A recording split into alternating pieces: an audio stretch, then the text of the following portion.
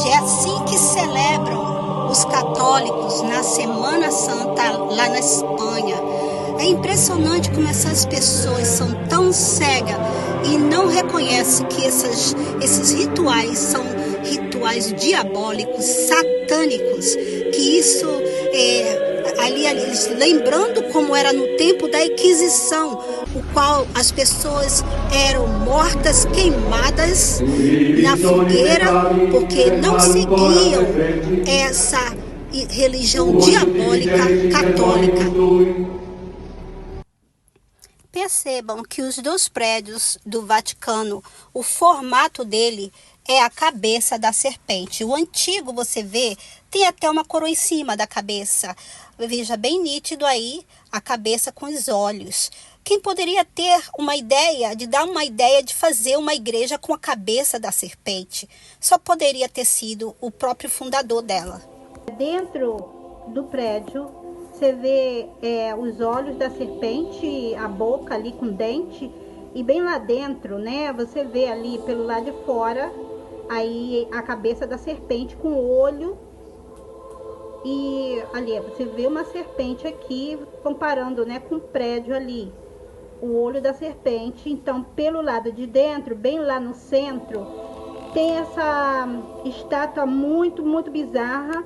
Você vê ali a cadeira do Papa, está no centro, e essa estátua que eles dizem que seria o Cristo, né, deles ali, com uma cabeça de uma serpente na cabeça dessa figura aí de Cristo. Então é feita de bronze, mas na realidade que é um Cristo que saiu numa explosão atômica. Então ali você vê um montão de cabeças, chifres, ali a cabeça que eles colocaram nessa coisa aí, dizendo que né, representa ali o Cristo deles, uma cabeça de uma serpente, ok? Então é muito bizarro isso. Olha, você vê ao redor, são vários chifres, cabeças espalhadas por tudo quanto é lugar. E na realidade isso dali, você prestando atenção, é uma figura satânica do Lúcifer. Veja bem, quando você vê bem ali demonstrando, tirando ali a cabeça do Cristo, fica ali uma estátua de Lúcifer, ok? Então isso aí realmente, essa igreja romana, né, católica romana, que está no Apocalipse 18, a primeira besta do Apocalipse, gente. Então aí é onde eles fazem as cerimônias deles ali nesse Vaticano e comprova, né? Comprova da onde realmente, o que pertence à Igreja Católica Romana e todo o seu papado.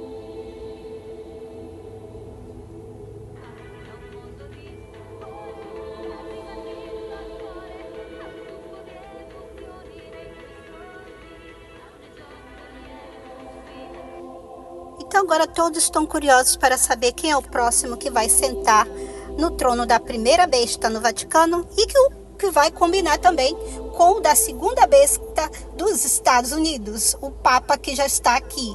Vamos ver a opinião deste franciscano sobre essa sucessão que está ocorrendo aí após a morte de Francisco e dar para as pessoas alguns elementos que nós consideramos importantes para que nós possamos entender aquilo que está acontecendo.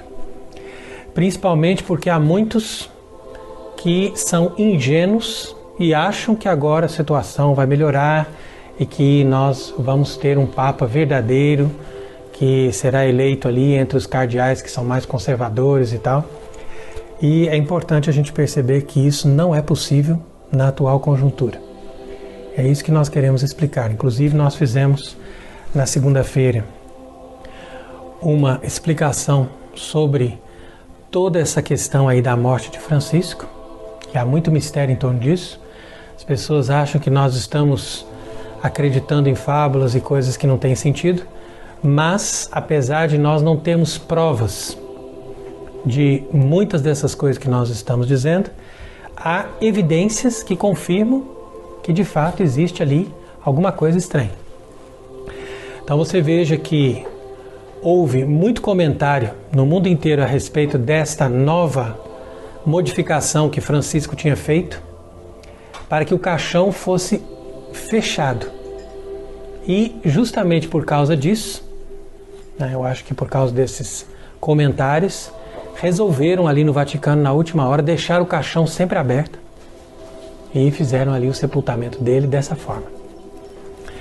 Entretanto, nós continuamos imaginando que a morte de Francisco na segunda-feira de Páscoa é algo que foi planejado. E mesmo que ele estivesse gravemente doente, isso aí parece que era algo que se pode perceber, ele talvez poderia durar mais tempo e então quiseram, através de alguma forma, impedir que ele se recuperasse para fazer com que esse processo dessa eleição desse homem que vai terminar o trabalho de Francisco, então que esse processo fosse acelerado. Então é isso que a gente percebe. Inclusive houve um testemunho que nós lemos aí nessa semana dos próprios médicos onde Francisco ficou internado, que admitem, segundo eles, foi a própria vontade de Francisco ali que os impediu de continuar o tratamento. Então, quer dizer, até onde a gente vai saber se foi a vontade dele ou se alguém disse, olha, não dê remédio, não dê tratamento nenhum, deixa ele morrer agora. Então, acho que isso foi feito propositalmente e isso foi planejado para o domingo de Páscoa, para ficar com aquela auréola de um homem já santificado pela ressurreição. Mas, é claro, atrasa um pouquinho, acaba morrendo na segunda-feira de manhã, mas tudo fica ali nessa atmosfera de alguém que está sendo canonizado já imediatamente após a morte. Então, esse é o efeito que eles quiseram dar para João Paulo II. Inclusive, na época, ficavam dizendo santo súbito, etc. Quanto que eu mesmo pensava na época que ele, de fato, era um santo. E depois fomos compreendendo que se trata de um homem que trabalhou dentro do sistema e trabalhou segundo essa lógica que é completamente contrária ao catolicismo. Então basta a gente perceber que os grandes do mundo estavam presentes no seu velório. Então, na época de João Paulo II, começaram com essa história de colocar o defunto vestido com paramentos vermelhos e celebrando a missa para ele, todos com os paramentos vermelhos. Como se o sujeito fosse um mártir. Ao invés da gente fazer com paramento preto, como deveria, ou no máximo paramento roxo, dizendo, olha, estamos rezando pela alma dessa pessoa. Não, já canonizam imediatamente após a morte, como quem dizendo, é um mártir, é um confessor da fé. Justamente porque eles querem despertar nas pessoas, infelizmente as pessoas são ignorantes, elas não compreendem essas coisas. Elas veem as coisas somente na lógica das aparências e acham que de fato essas pessoas são santas, essas pessoas são mártires, essas pessoas colaboraram para o bem. Enquanto que, na verdade, eles enganaram muitas pessoas e colaboraram para a destruição da Igreja Católica. No entanto, no caso de Francisco, isso ficou muito mais evidente. Então, Francisco é muito mais escancarado do que João XXIII, Paulo VI ou mesmo João Paulo II. E, no entanto, as pessoas, mesmo aquelas que conhecem alguma coisa da doutrina católica, ainda continuam com essa história de reconhecer Francisco como um verdadeiro Papa e dizer que estão rezando pela alma do Santo Padre, etc. Então ficam fazendo todo um cenário ali para colocar Francisco como um santo e alguém que foi um Papa verdadeiro, legítimo, quando na verdade nós vemos que a maioria dessas pessoas passaram todos esses 12 últimos anos criticando as coisas que Francisco fez ou as coisas que Francisco falou. Então nós sempre explicamos isso, né? Nós procuramos aprofundar-nos na doutrina católica para nós entendermos que não é correto você criticar um Papa, que não é certo você desobedecer um Papa e que não é certo você falar mal, mesmo que seja do ponto de vista subjetivo, da pessoa de um Papa, quando ele é um Papa verdadeiro, um Papa católico legítimo. Então, por isso que nós sempre explicamos que nós denunciamos Francisco como impostor. Por quê? Porque nós temos as conclusões evidentes, claras, daquilo que ele disse, não é de uma coisa que nós estamos imaginando, mas daquilo que ele disse desde o começo, que não corresponde à doutrina católica. E a prova disso está também na morte. Então quer dizer que até no momento que o homem parou de falar, os outros que o ouviram dão testemunho de que ele não era católico. Então você veja que houve uma grande repercussão também no mundo sobre essa manifestação da grande loja maçônica da Itália, que fez uma homenagem para Francisco, afirmando que tudo aquilo que ele fez corresponde perfeitamente ao que a maçonaria ensina. Então eles dizem, inclusive, que ele era o Papa dos últimos, dos excluídos, dos pobres, quando na verdade ele perseguia os católicos, ele acabou com a vida de muitos bispos, de muitos padres que queriam manter a doutrina ou manter a liturgia católica verdadeira. Então quer dizer que é conhecido como um homem bom, um homem simples e um homem misericordioso, quando na verdade ele tinha todo um conforto, uma riqueza enorme, vivia no luxo e gostava de receber homenagens de grandeza. E no entanto, na hora que as pessoas iam beijar o seu anel, ele tirava a mão para dizer, olha, eu não sou nada especial, não sou nada mais do que você, mas ostentava aquela glória.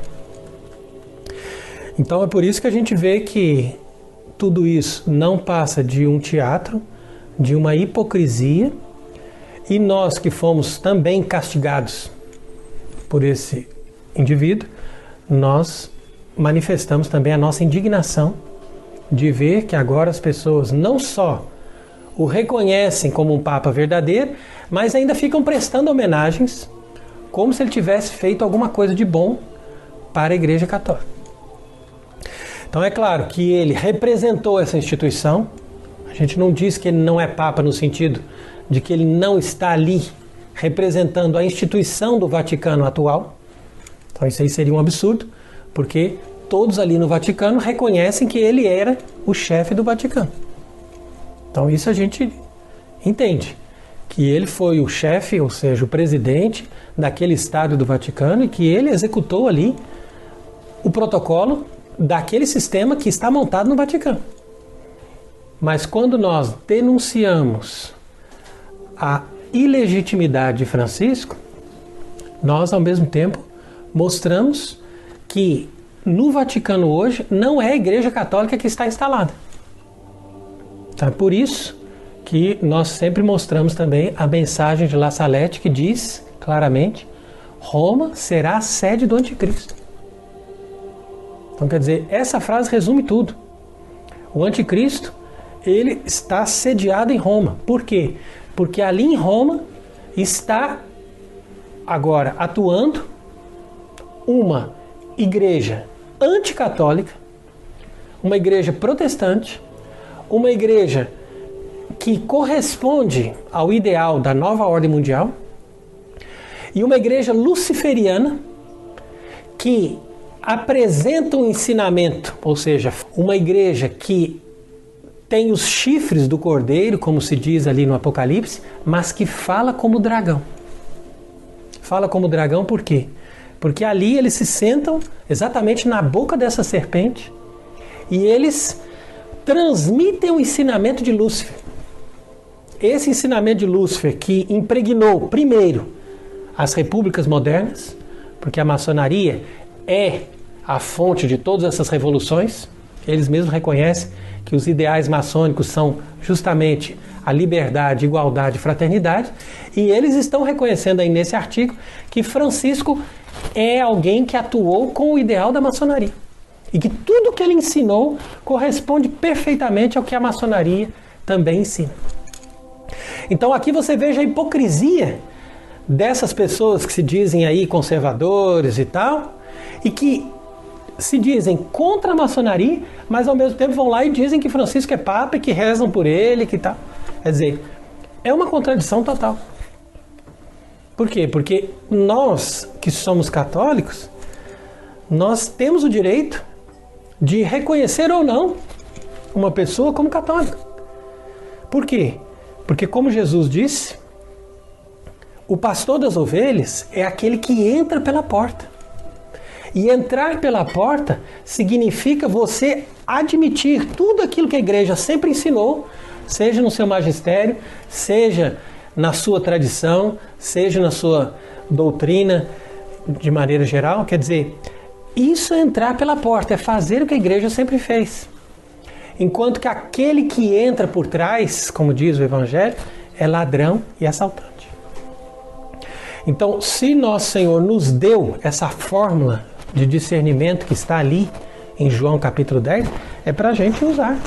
A pessoa tem que pensar, tem que discernir. Não é ficar somente aceitando as coisas pelas aparências ou simplesmente dizer que o sujeito é papa só porque o mundo, com os poderes satânicos que estão instalados nesse mundo, está dizendo que ele é papa. Agora, o que nós vemos também como um perigo é justamente essa situação agora em que as pessoas ficam iludidas por essa falsa promessa de terem um Papa verdadeiro depois de Francisco. Então, aqui nós já explicamos isso várias vezes. Inclusive, nós temos quase certeza que quem será eleito depois de Francisco é o cardeal Zuppi.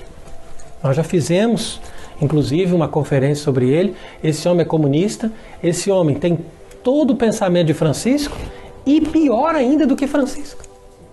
E ele é um homem extremamente bem situado, que conhece muitas autoridades, que está muito bem alicerçado nos poderes desse mundo.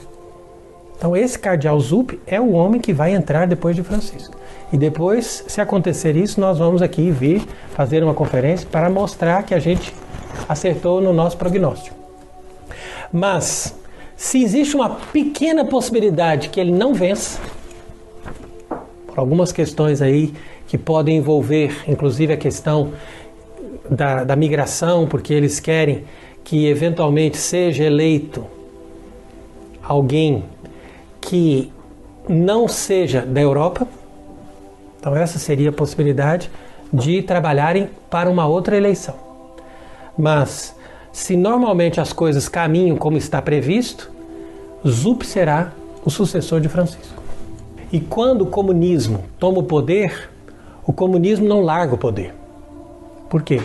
Porque o comunismo não é simplesmente um sistema como nós vimos na União Soviética. Não, o comunismo é um mecanismo político que vai se adaptando. E ele vai mudando conforme as necessidades, conforme os apelos das pessoas. Então, o importante para eles é se manter no poder e continuar enganando as pessoas e destruindo a civilização cristã. Porque, na verdade, o comunismo é um instrumento de destruição em massa da civilização e do pensamento cristão. Então, há muitos dizendo que o cardeal Sará poderia ser eleito e que seria uma forma da igreja recuperar aquele espírito de Bento XVI, sendo que essas pessoas deveriam entender que Bento XVI não fez nada para restaurar a verdadeira Igreja Católica. Ao contrário, ele continuou vivendo sob os princípios do Vaticano II, os princípios do comunismo, foi elogiado pelos judeus, foi elogiado pelos maçons.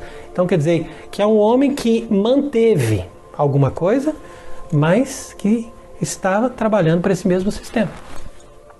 E não é porque ele renunciou que ele estava necessariamente desagradando. Ele simplesmente não era capaz de avançar além daquilo que ele fez. Então por isso que eles quiseram substituí-lo por Francisco. Agora, Da mesma forma, Francisco não poderia avançar mais do que aquilo que ele já tinha feito.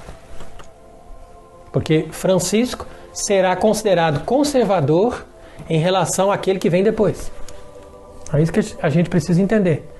Então é impossível que na atual situação, com esse jogo de poder que está ali, é impossível que esses cardeais, sendo que 80% deles foram escolhidos a dedo por Francisco, entre os piores.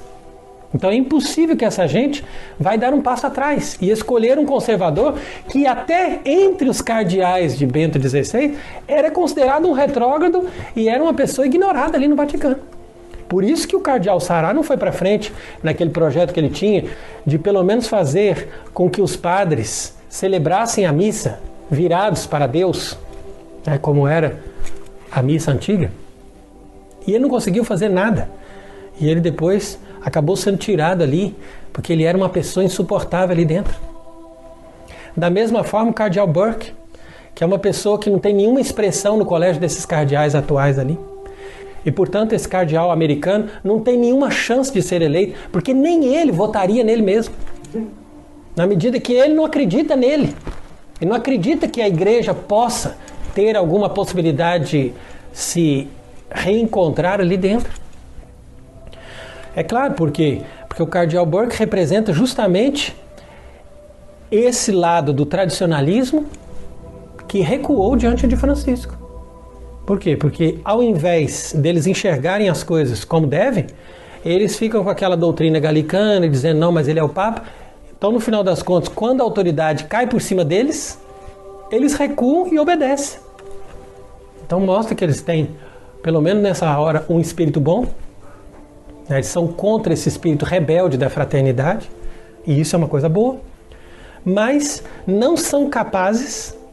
A maioria desses tradicionalistas, Fraternidade São Pedro, TFP, esse pessoal de Campos, quer dizer, são pessoas que querem estar em comunhão com esse sistema do Vaticano II e ao mesmo tempo querem aproveitar e manter as missas tradicionais.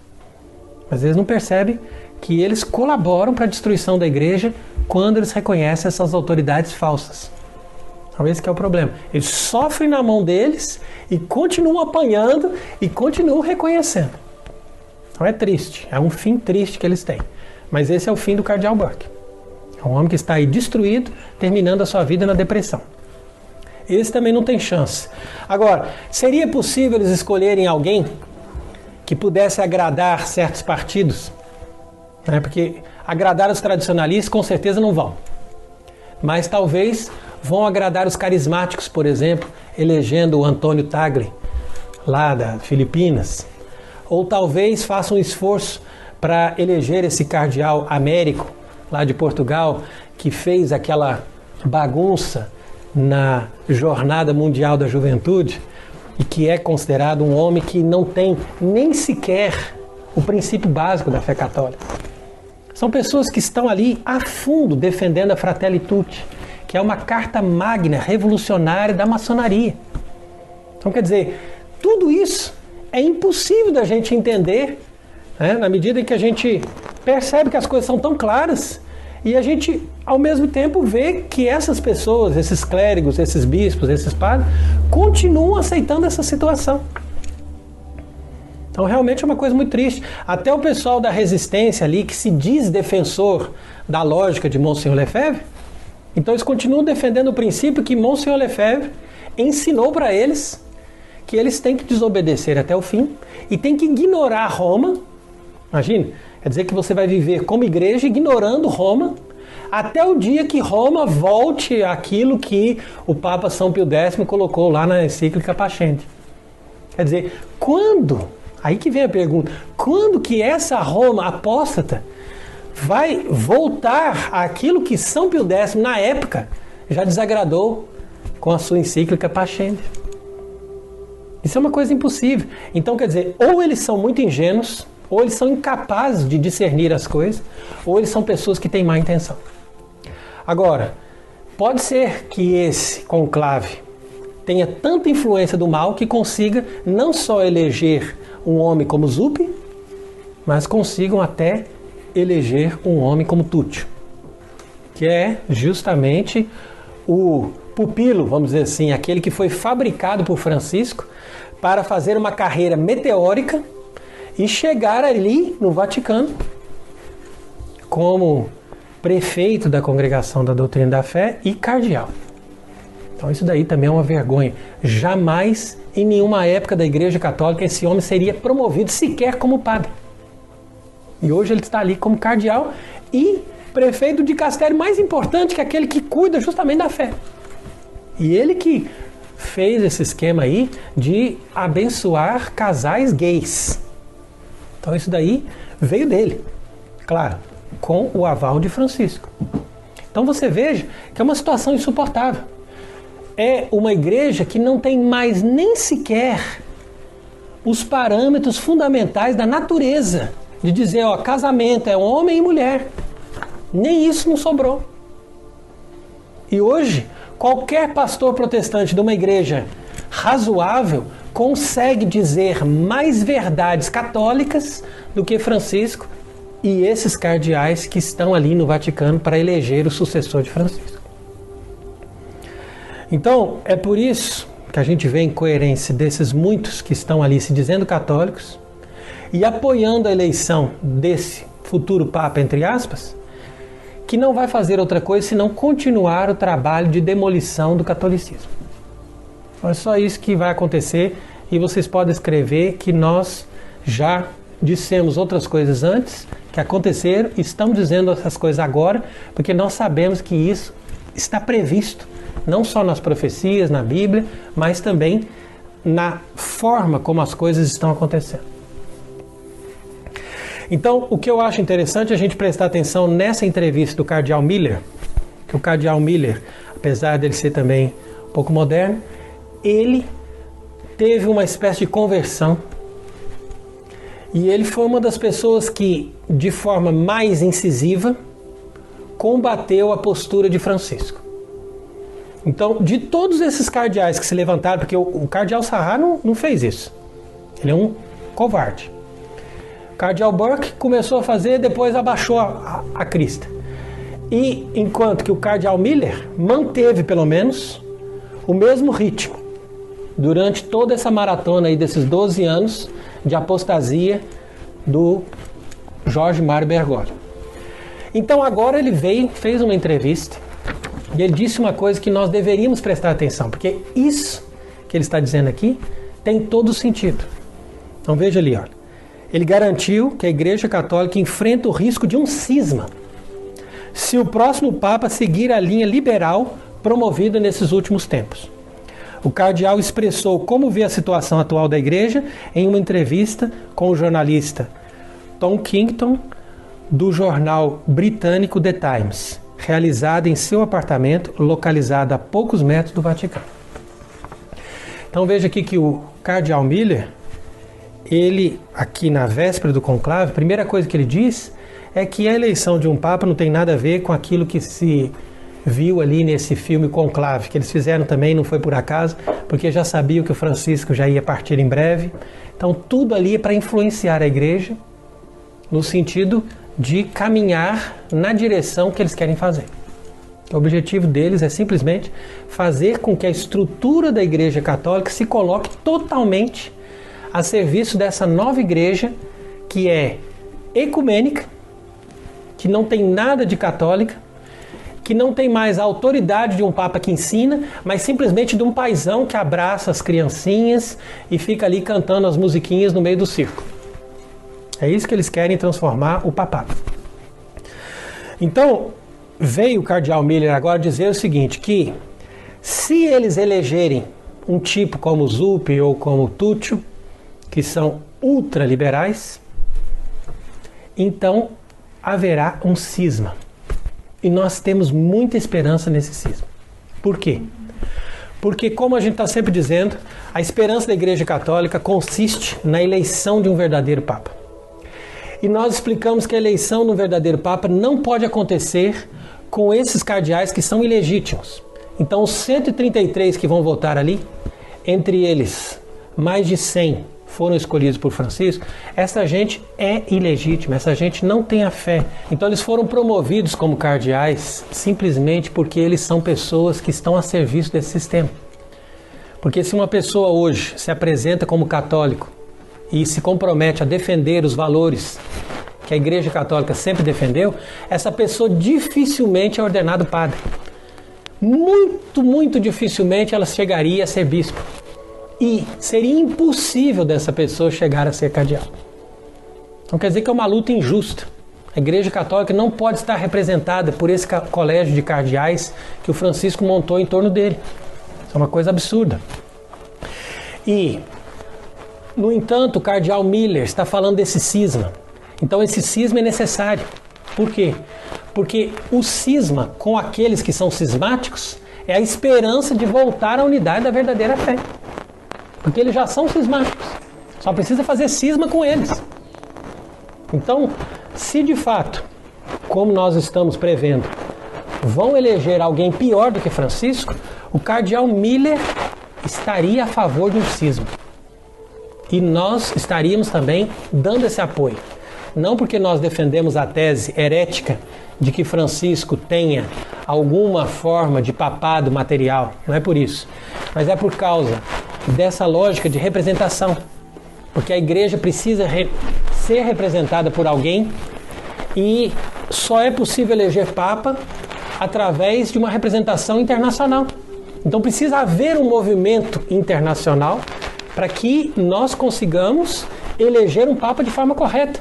Não por cardeais, mas por bispos conscientes da importância desse cisma para se recuperar o catolicismo.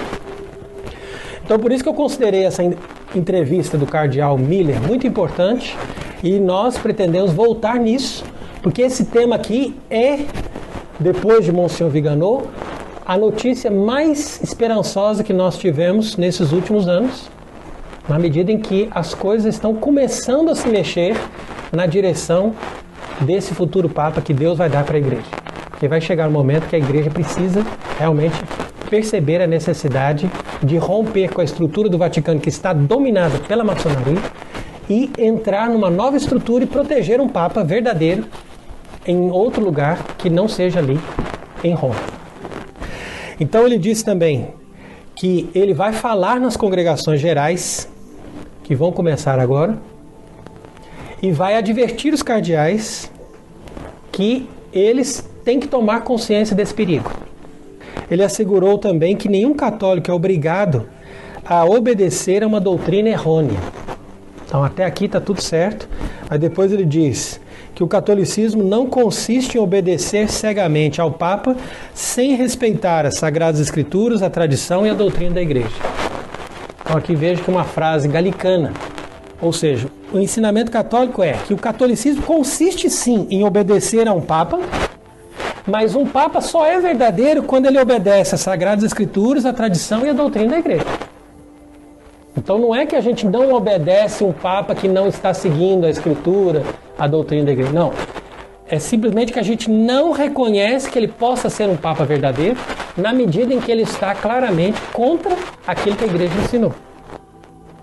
Então Miller disse ao The Times que discordava de algumas decisões tomadas durante o pontificado de Francisco, como a bênção de casais do mesmo sexo, né? Como nós já comentamos também.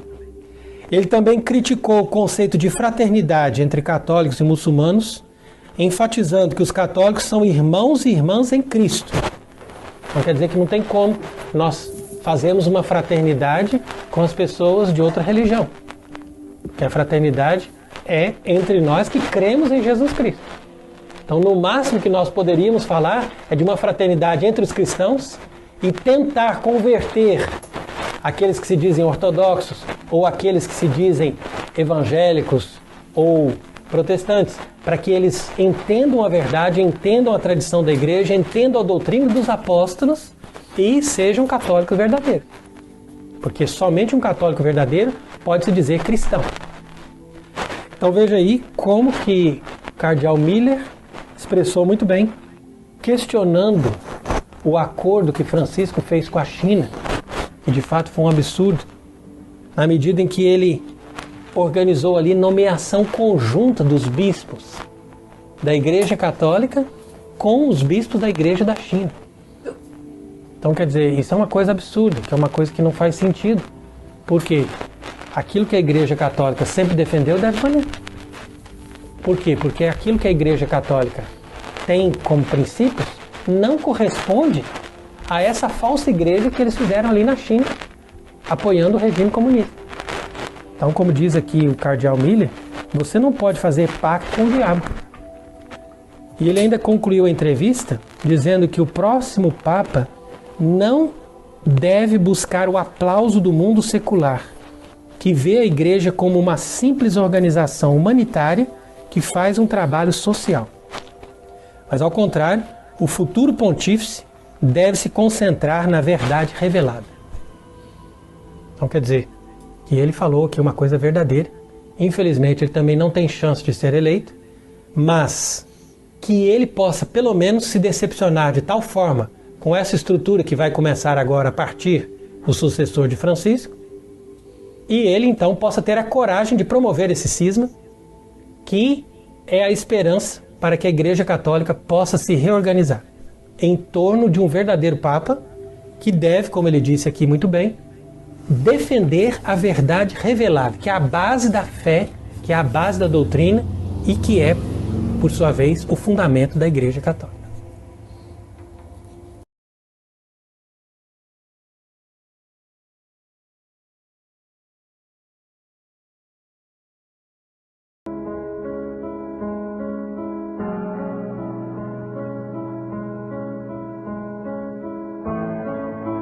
But when this awful deceiving spirit, oh man,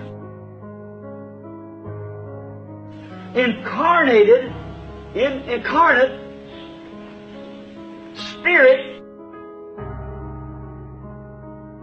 this doctrine spirit became incarnated to take the place of Christ into a man. It must be worshipped then, turned to be a worship like Christ. In other words, up over the Vatican, I've been right there. It's wrote vicarious Philadelphia. And it's wrote in Roman numerals. Now you just draw a line at the bottom of those Roman numerals, and it means instead of Son of God. In other words, He's a vicar. You know what a vicar is? Just take the place of something. He is the vicar instead of the Son of God. And the Bible said, let him that has the gift of wisdom count the numbers of the beast, for it's the number of a man, and his number is 666. Now you take vicarious Philadelphia and draw a line for Roman numbers, a B for 5, an I for 1, and add it up and see if you haven't got 666.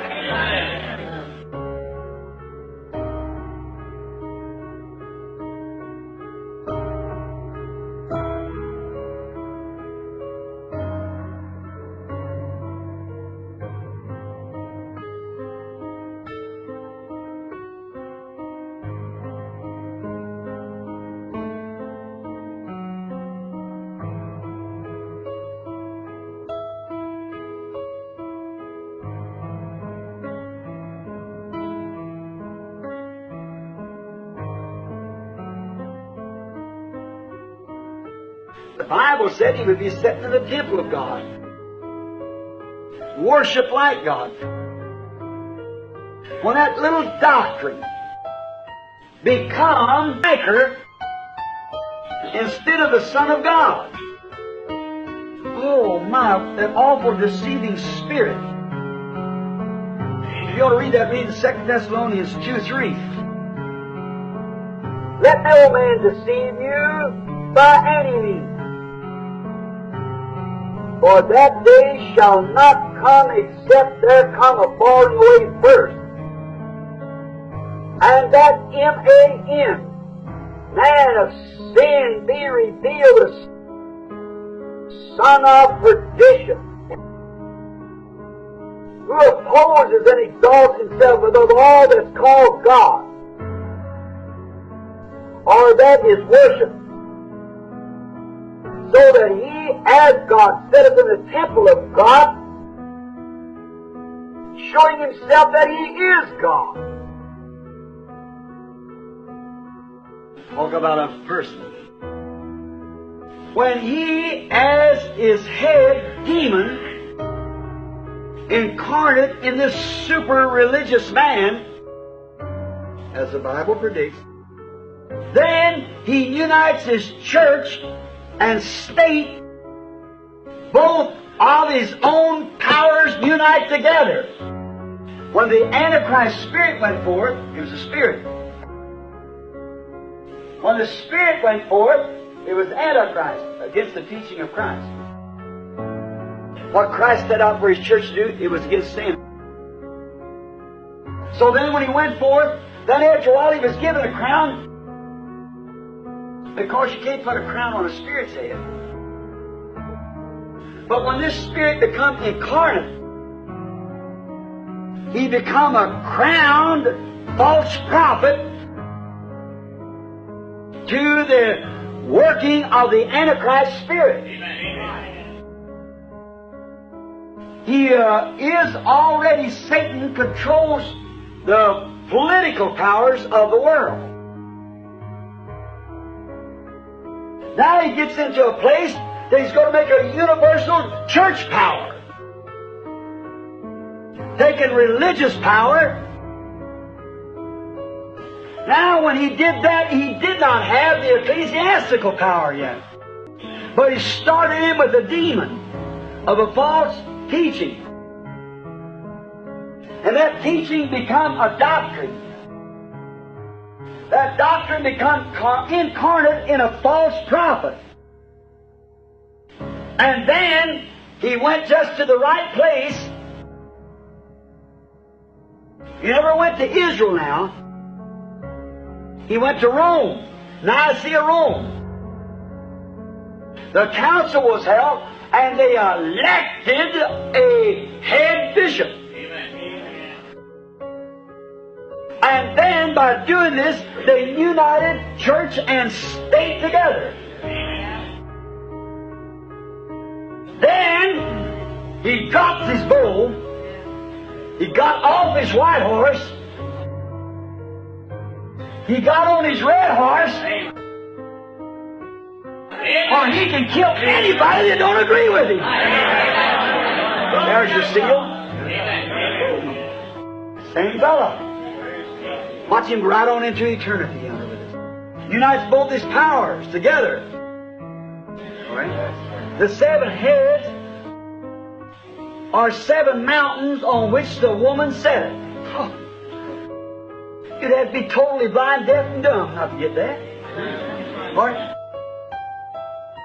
There are 7 kings, 5 are fallen, and 1 is Nero,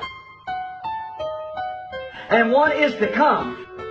And when he cometh, he must continue just a short space. Remember what he done? Burnt the city and laid down to the Christians, and put his mother on a single tree of a horse and run her through the streets and fiddle were all burned. Alright? And the beast that was and is not, even he is the 8th. Pagan Rome brought into Papal Rome when the incarnate Antichrist spirit become incarnate and was crowned. He was made a crowned king of Rome. Amen. Both in state and church together. Amen. The beast thou sawest was and is not, and shall ascend out of the bottomless pit. It has no foundation. The Pope. and shall go into perdition, and they that dwell upon the earth shall wonder whose names were not written in the Lamb's Book of Life as the elected. Life from the foundation of the world. When was your name put on the Book of Life? That revival you attended? No, sir. From the foundation of the world. When they beheld the beast that was, is not, and yet is. See, the beast, one will die, another will take his place. He was not, he was not, he was not. It shall go plumb into perdition that way, see? All right. And here is the mind which has wisdom. No wonder it said, who can make war with him? He's say peace, that settles it. Every Catholic says, don't fight. They don't fight. That's all. Who's able to do what he can do? Nobody. That's right. So they wondered at the miracles he could do. He stop war. Only thing you have to do is just stop. That's all. But you think he'll do it? Certainly not.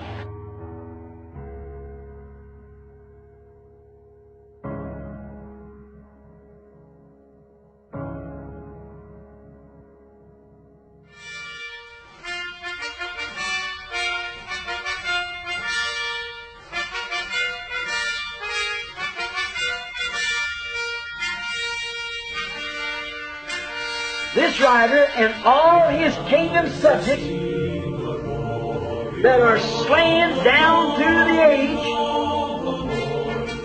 that's drawn all this blood of the martyrs of the saints,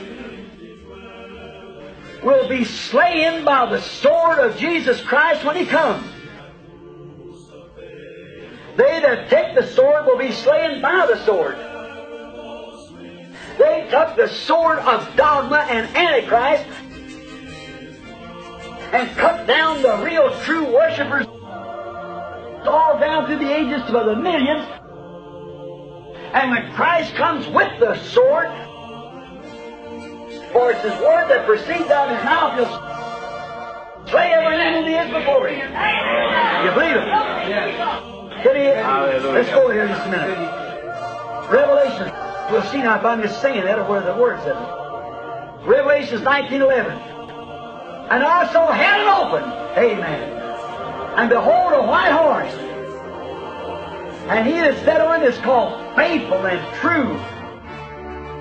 And in righteousness he that judge and make war. His eyes were the flames of fire, and on his head many crowns. Oh, brother. See, he's done been crowned by saints, you see. And he had a name written that no man knew but himself. And he was clothed with a vesture dipped in blood, and his name is called, not is, but called the Word of God. For he in the Word is the same.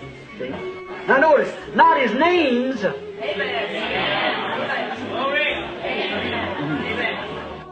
His name. Called Word of God. It only knows one name.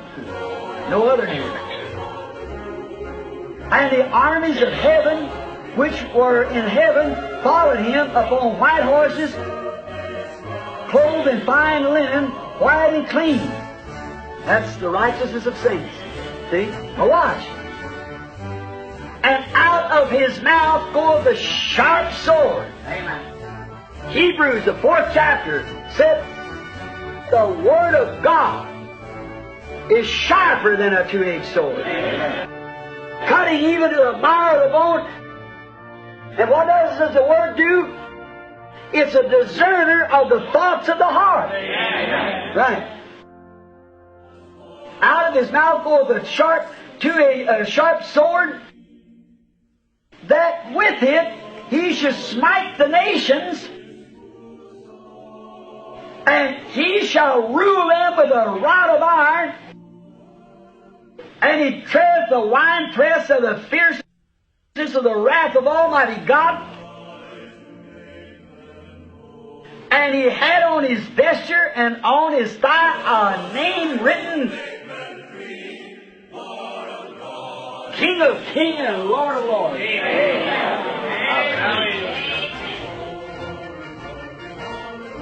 As the impostors against the Word of God, and because they wouldn't agree, and this thing,